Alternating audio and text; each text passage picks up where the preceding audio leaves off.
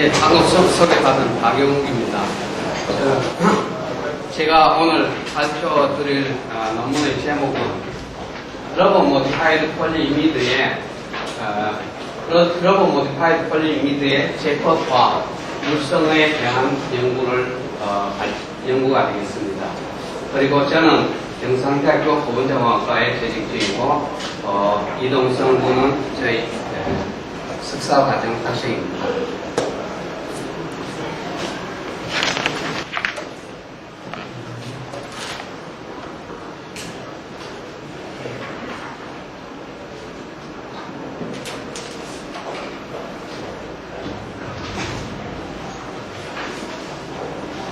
본 연구의 목적은 러버상을 폴리이미드 속에서 솔젤법으로 러버상을 폴리이미드 속에 재생을 시켜가지고 폴리이미드를 충격 강도를 향상시키는 그런 방법을 연구했습니다.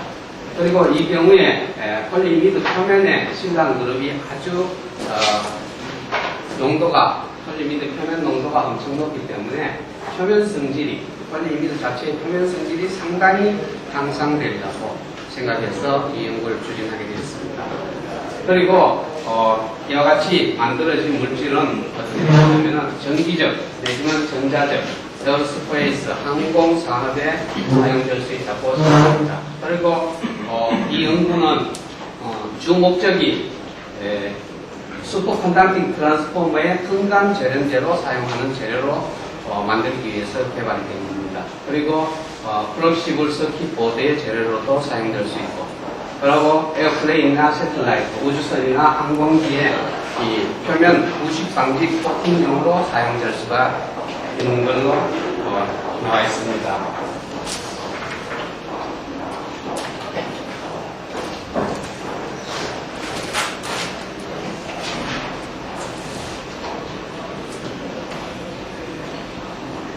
그리고 본 연구에서 사용된 방법은 솔젤법을 이용했는데, 일반적으로 솔젤법이란 테트라 에틸 올소 실리케이트를 가수분해시켜서 실리카를 제너레이트 시키는 방법인데, 이 경우에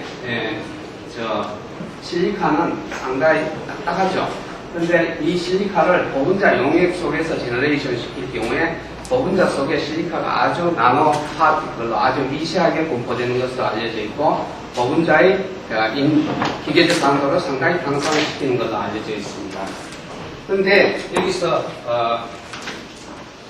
여기서 문제가 뭐냐면 실리카 같은 경우에는 상당히 딱딱한 성질을 향상시키는 걸로 알려져 있기 때문에 딱딱한 물질 같은 경우 실리카를 집어넣었을 경우에 오히려 브리틀해져가지고 충격 강도가 약화되는 그런 단점이 있습니다.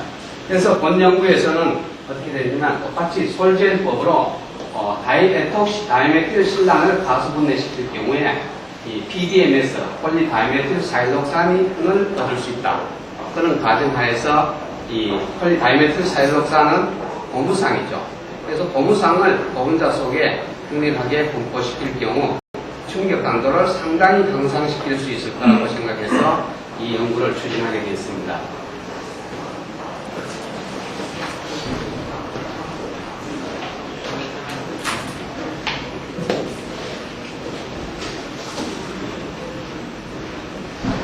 그리고 실험 방법을 간단하게 요약하자면 다음과 같이 되어 있습니다. 폴리이미드를 일단 용매에 넣겠습니다. 폴리이미드를 어떤 용매에 넣으면 DMAC, 다이메틸 아세타이마이드 용매에 넣고 커플링 에이전트, 이 제너레이트된 PDMS하고 이 폴리이미드 사이에 접착력을 좋게 하기 위해서 커플링 에이전트를 사용했는데, 커플링 에이전트는 뭘 사용하냐면은 에폭시, 한쪽에 에폭시기가 있고 한쪽에 실랑기가 있는 과 같은 물질을 커플링 에이전트로 사용했습니다. 그래서 이걸 폴리이미드하고 에폭시 실랑, 에폭시기하고 반응을 시키면은 커플링 에이전트가 부착된 과 같은 폴리이미드가 생성됩니다. 이 폴리이미드가 생성된 커플링 에이전트 가진 폴리이미드에 다이에틸, 다이메톡시 실란을 가수분해시키면 뭐가 되냐면 PDMS가 되는데, 이 폴리이미드 용액 속에 PDMS가 들어가 있고, 이걸 건조시킬 경우에 폴리이미드 PDMS 나노 첨파진 필름이 얻어집니다.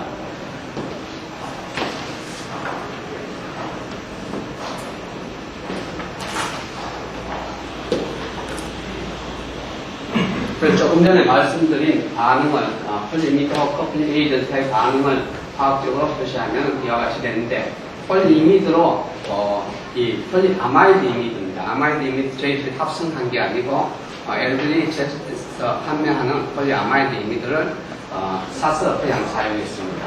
그리고 에폭시 실란의 구조, 커플링 에이전트와 에폭시 실란의 구조는 이와 같이 되어 있고, 한쪽이 에폭시기가 있고, 한쪽은 실란기가 되어 있습니다. 에폭시기는 폴리미드하고 반응하게 되어 있고, 실란기는 어떻게 보면 나중에 재생된 PDMS와 반응을 해서 커플링 에이전트로 작용할 수 있게 되어 있습니다. 이때 용매로 뭘 사용했냐면 DMAC를 사용했고, 트리에틸렌 다이아민을 총매로 사용했습니다. 그래서 이 반응 생성물이 여러 가지 되는데 이런 반응물만 생성되는 게 아니고 폴리이미드에는 미반응 펑셔널리티가 다양하게 있죠. 그래서 미반응 펑셔널리티하고 에폭시기가 반응을 해서 이 실란기를 말단기로 가진 직시로 가진 이와 같은 폴리이미드가 생성됩니다. 그래서 이 반응은 여기서 아주 일부분만 보여주고 전체는 보여주지 않죠.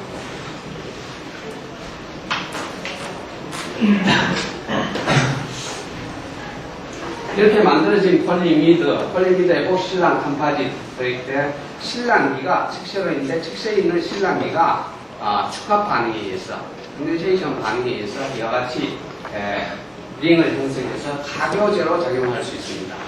근데 이 반응이 상당히 중요한데 왜 중요하냐 하면은 폴리이미드 같은 경우에 경화 반응이 언제 일어나냐 하면은 250도 내지 300도씨로 가해야지 이미드가 되가 경화 반응이 일어납니다.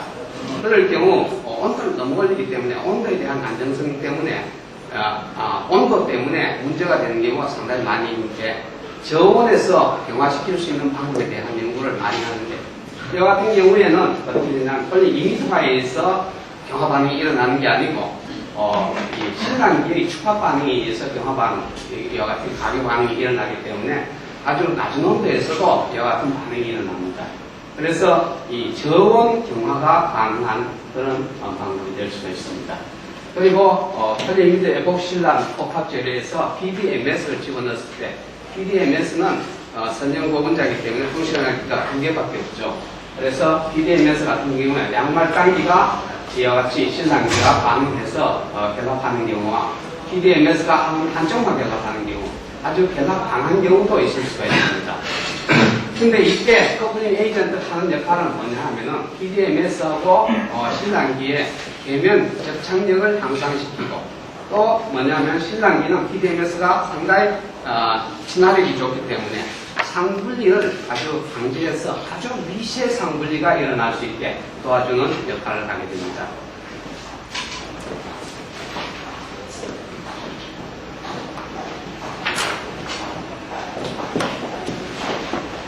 그래서 이렇게 반응시킨 프로덕트를 실제 원하는 반응이 가는지 안 가는지를 IR로 확인해 봤습니다.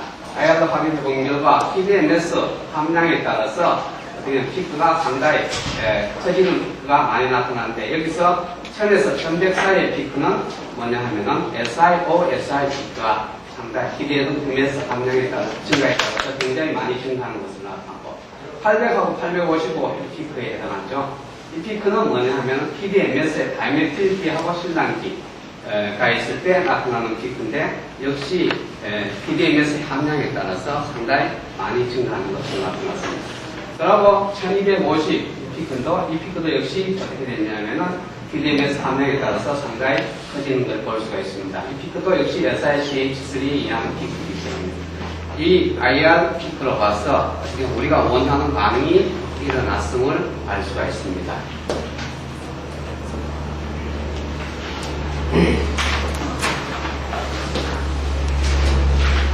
그리고 이와 같은 화합물을 기계적 성질을 측정했죠. 폴리이미드의 에폭시 실란, 커플링 15웨이트하고 30웨이트를 집어넣은 시료를 필름으로 만들어가지고 필름을 이렇게 인스크론으로 당겨가면서 기계적 물성을 측정했죠.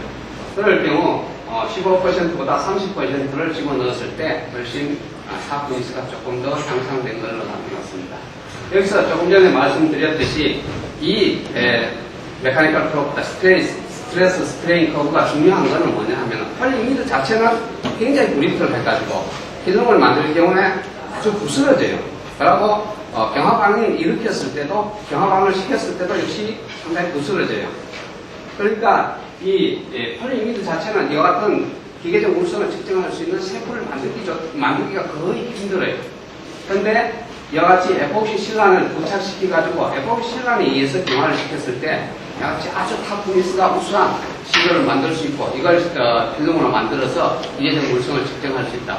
즉 조금 전에 말씀드렸듯이 폴리이미드를 이미드화해서 경화시키는 게 아니고 이 실란계의 커플링에 의해서 경화시킬 수 있다는 걸 독적으로 보여주는 증거로 볼 수 있습니다.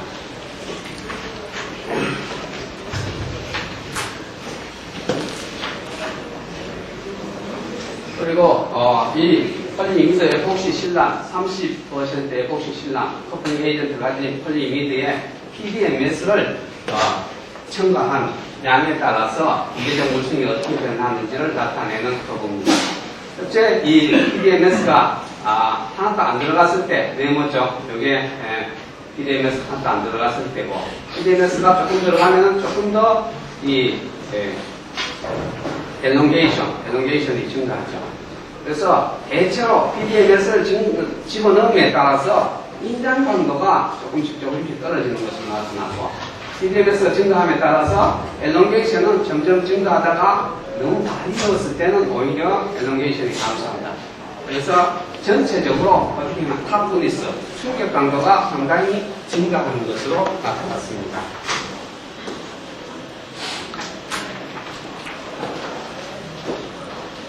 그리고 이 PDM 커플링 에이전트를 15A 조금 집어넣었을 때 어떻게 똑같이 메카니컬 프로퍼티를 측정했는데 이거는 PDMS가 안 들어갔을 때 10% 들어갔을 때 20% 들어가서 30% 40% 커플링 에이전트를 작게 넣으면 어떻게 되냐면 작게 넣는데 PDMS를 많이 집어넣을 경우에 상당히 물성이 오히려 감소되는 것으로 나타났습니다.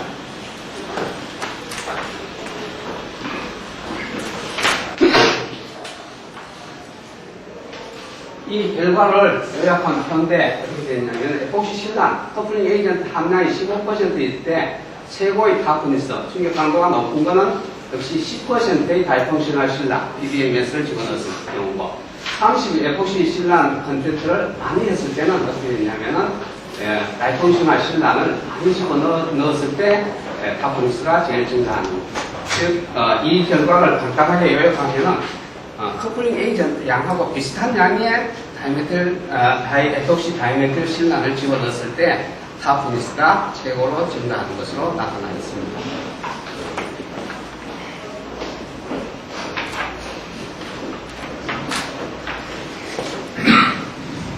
그리고 표면 성질을 측정하기에 앞서가지고 어떻게 보면 표면에 원소 분석을 XPS로 정량 원소 분석을 하는데 물론 정확지는 않지만 원소 분석이 가능한 걸로 알려져 있죠.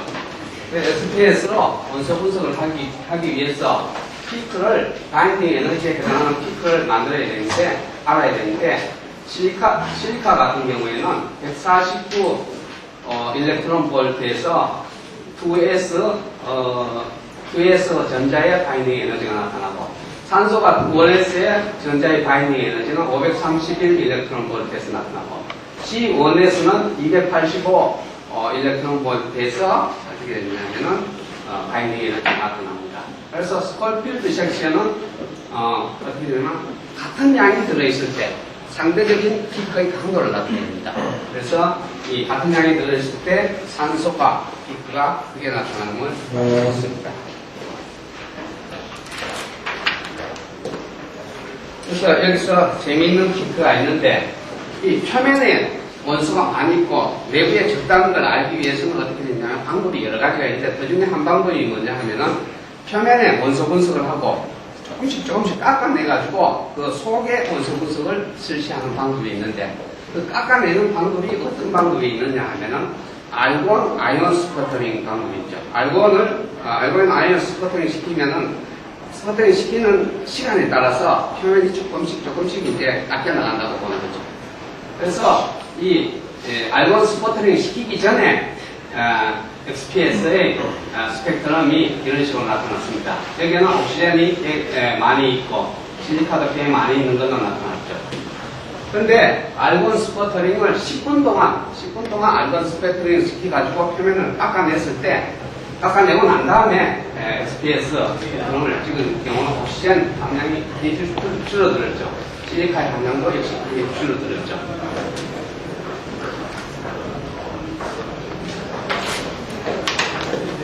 이 결과를 어떻게 됐냐면은 스퍼터링 타임에 따라서 아토믹 함량이 어떻게 변하는지를 나타냈는데, 이 스퍼터링 타임은 일종의 어떻게 되냐면 갭스라고 보면 되죠. 표면에서 깊이에 따른 아토믹 함량을 보면 되죠.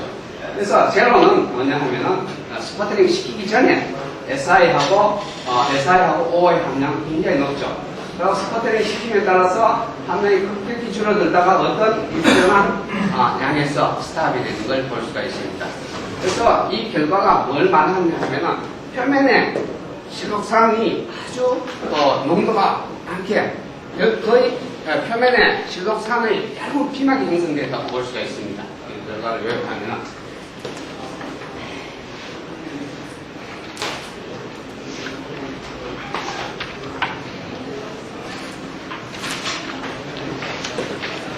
그럴 경우 이 실록산의 얇은 피막이 생성되면 물성이 어떻게 변하는지를 그중에 변하는 물성 중에 하나를 한번 측정해 봤습니다. 제일 물성의 큰 변화는 뭐냐 하면은 아무래도 물과의 친화력이 많이 달라질 거다. 그래서 물과의 접촉각을 측정해 봤습니다. 그래서 폴리이미드 같은 경우에는 폴리이미드 자체는 어떻게 되냐면 접촉각이 71.43도, 폴리이미드 자체는 친수성이 상당히 높죠. 그래서 이 폴리이미드 자체를 전기 절연제로 사용했을 때 이 수분이 높은 경우 전기 절연성이 떨어진다는 그런 단점이 있죠. 그런데 이 PDMS를 0% 한 거는 0%만 하는 건 뭐냐 하면 커플링 에이전트만 들어가는 경우.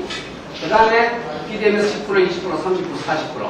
PDMS를 어떻게 되냐면 실록산을 커플링 에이전트 아주 조금만 집어넣어도 어떻게 되냐면은 이 컨택트 앵글이 113도 거의 변화 없이 일정하게 되는 이런 결과를 얻을 수 있었습니다. 이 말은 뭐냐 하면은 아주 소량의 PDMS 실록산기를 집어넣으면은 실록산의 얇은 피막을 형성한다. 우선적으로 피막이 형성된다는 걸 보여준다고 생각합니다.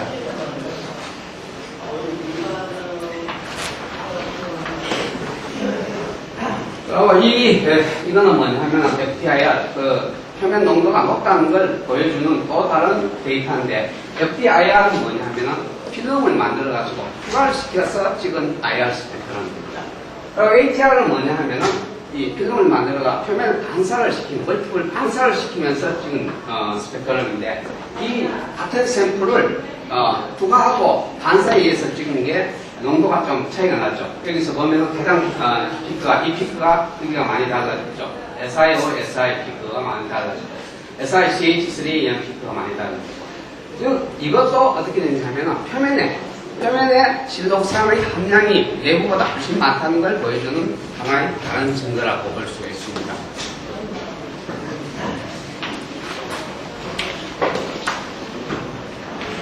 그 다음에 TGA, 질소 기류하에서 우리가 만든 시료를 TGA를 찍었는데, TGA 같은 경우에 폴리이미드 같은 경우는 이 까만색이에요. 폴리이미드 같은 경우는 분해 온도가 이 정도 잡으면 한 450도 정도 됩니다. 그리고 PDMS를 집어넣었을 때, 실리콘 수지를 집어넣었을 때 분해 온도 한 400도, 한 50도 정도 줄어드는 거예요. 내열성이 한 50도 정도 줄어드는 걸로 나타났습니다. 그런데 여기서 한 800도씨에서 볼 때는 폴리이미드 같은 경우에는 잔유량이 PDMS를 집어넣었을 때보다도 조금 오히려 줄어든, 잔유량은 오히려 PDMS를 집어넣었을 때 더 많은 것으로 나타났습니다. 그리고 하나 재미있는 그거는 TGA 스펙트럼인데, 앞에는 질소 기류하에서 측정한 TGA이고, 이건 산소 비례하여서 지금 TJ 스펙트럼을 봅니다. 그래서 산소를 통과시킬 때 어떻게 되냐면 폴리이미드는 600도씨 정도 되면은 잔유량이 한도 없이 다 없어져가지고 잔유량이 제로가 됩니다. 그런데 이 PDMS 같은 경우에는 PDMS를 집어넣었을 경우에는 PDMS 함량에 따라서 800도씨까지 그 잔유량이 많이 남아 있습니다. 이 잔유량은 뭐에 비례하냐면은 넣어준 PDMS 함량에 비례합니다.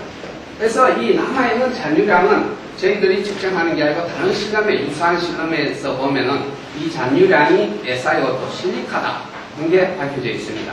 그래서 이 방법의 장점은 뭐냐 하면은 이 PDMS를 함유한 폴리이미드를 코팅시켰을 때 아주 극악한 환경, 아주 산화력이 높은 환경에서 뭐냐 하면은 폴리머는 다 산화되고 뭐가 남냐 하면 실리카가 나온다. 그래서 실리카의 얇은 피막을 형성할 수 있다. 그럴 경우 어떻게 되냐면 실리카의 얇은 피막이 내부를 보호할 수 있다. 그런 것으로 생각하는 사람들이 꽤 많이 있습니다.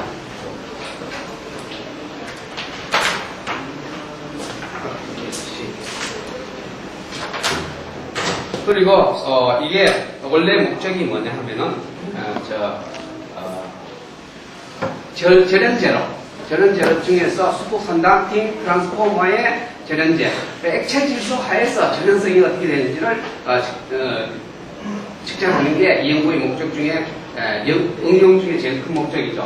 그래서 시료를 만들고 시료에 일렉트론을 접착력을 좋게 하기 위해서 한쪽 정도는 뭐냐 하면은 진공 증착을 시켰어요. 알루미늄을 진공 증착시키고 다른 한쪽 면은 보호를 해가지고 압력을 다 해가지고 접촉을 좋게 해가지고 이 브레이크다운 볼테이지, AC 브레이크다운 볼테이지를 측정했습니다.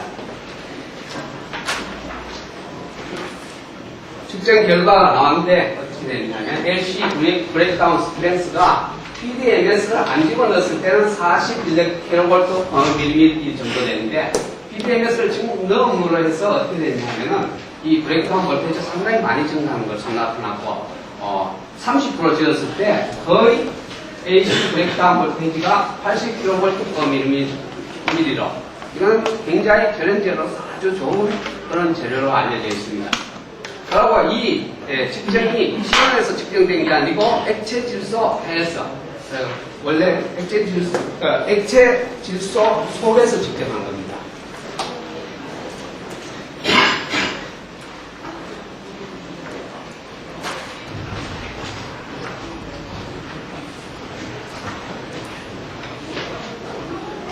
예, 지금까지 말씀드린 걸 요약하면은 어떻게 되냐면은 폴리이미드의 PDMS, 실리콘 러버를 아주 미세하게 분산시키는데 어떤 식으로 분산시키냐 하면은 솔젤법에 의해서 다이에톡시 다이메틸 실란을 가스분해시켜서 솔젤법으로 분산시키는데 실제 IR 스펙트럼에서 어떻게 되냐면 그와 같은 반응이 아주 잘 일어났음을 보여줬고 그 다음에 탑토니스 목적이 뭐냐 하면은 대체로 고무를 폴리머 속에 딱딱한 고무에 아주 미세한 입자로 분산시킬 경우에 충격 강도가 상당히 향상되는데 실제 측정된 그 시료의 충격 강도가 상당히 증가하는 걸로 나타났습니다.